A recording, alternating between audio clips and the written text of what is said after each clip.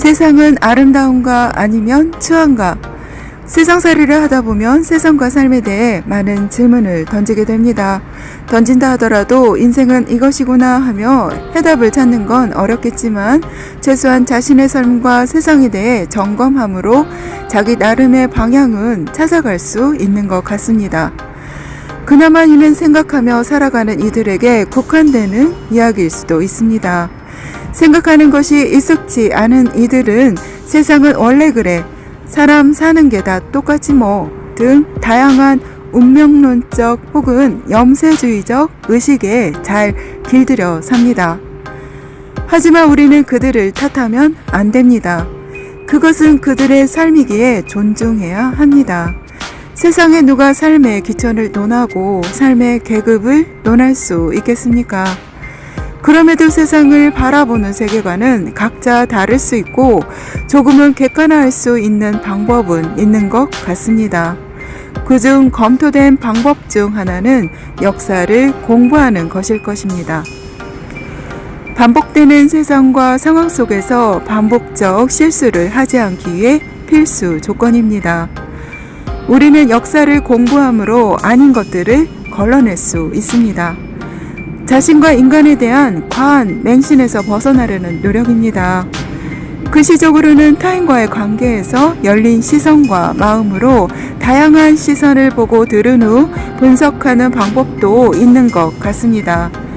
타인에게서 배우는 것입니다. 자신이 갖지 못했던 시선을 배우고 다름을 배워 사고의 폭을 넓혀갈 수 있다면 우리의 인생은 한결 여유로워질 것입니다. 우리가 독서하는 이유이기도 합니다. 지금까지 익혀온 시선과 가치관을 잘 다듬고 더 세련되게 만들어가는 것도 중요하지만 익숙해진 시선에서 벗어나 다른 시선으로 상황을 돌아보는 것은 더 중요합니다.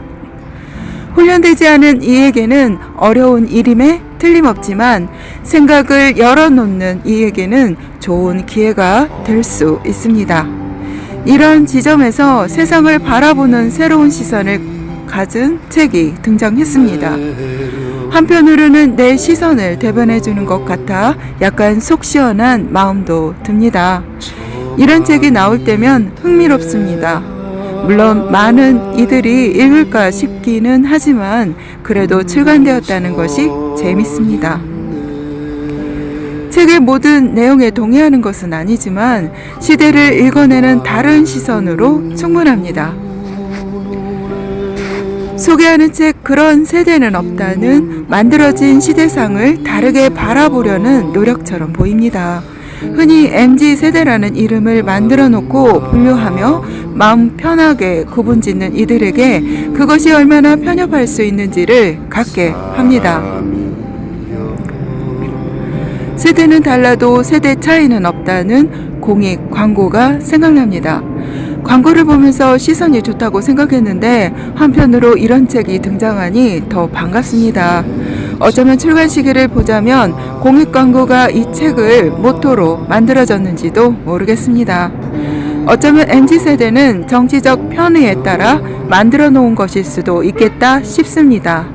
마치 잘 살고 있던 사람들을 정치적 목적으로 경상도와 전라도를 이간질시키고 민주주의의 성지와도 같던 전라도를 고립시켰던 경상도 출신 정치꾼들의 협작질에 놀아났던 것처럼, 그리고 지금도 노년층은 세뇌된 사고에서 허우적거리고 있는 것처럼 말입니다.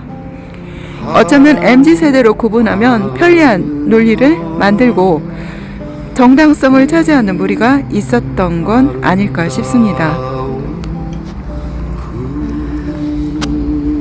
어쨌든 한번 읽어보는 것도 좋을 듯 싶습니다. 나이 들어 꼰대 소리를 듣는 게 아니라 그냥 꼰대 사고를 갖고 있기 때문입니다. 나이와 상관없이 무언가 주도권이나 권력을 갖게 되는, 그리고 그것을 유지하려고 억지 부려 하는 이들은 나이나 세대와 상관없이 꼰대짓을 합니다.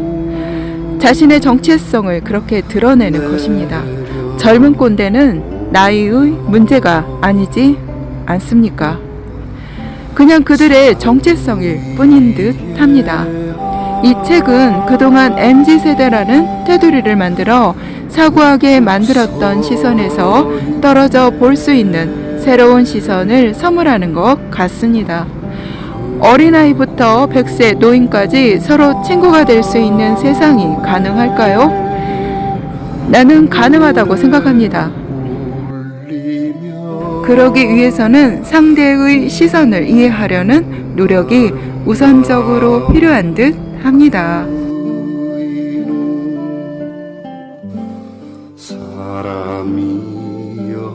불평등 시대의 세대와 정치학이 신진욱 작가의 그런 세대는 없다.